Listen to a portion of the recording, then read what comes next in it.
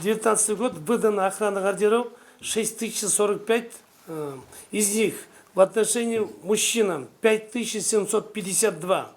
Это составляет...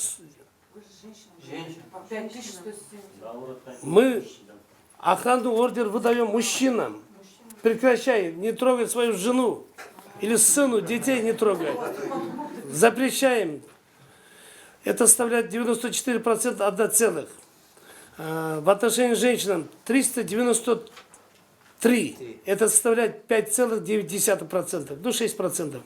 Из них насильное действие за 4194, психологический 1688, сексуальный 8, экономический 1. В отношении несовершеннолетним 169 выдано охранных ордеров, из них мальчикам 81, девчатам 88.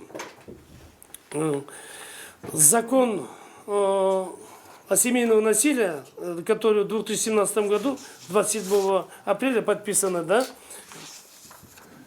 на основании статьи 26-27 охранные ордера выдаются сотрудникам органов внутренних дел.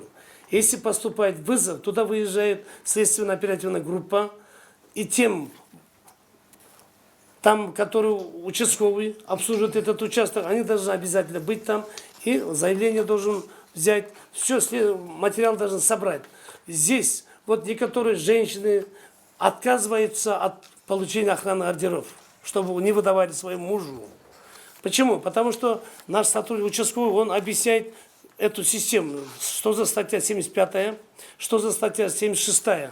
Там штрафы. Это, конечно, я думаю, семейный бюджет удар будет, да? Об этом мы обязаны. А некоторые, когда милиционеры приезжают сюда, у них, он успокоится, вот эта женщина, все, даже заявление отказывается писать. Но милиция обязательно это зарегистрирует.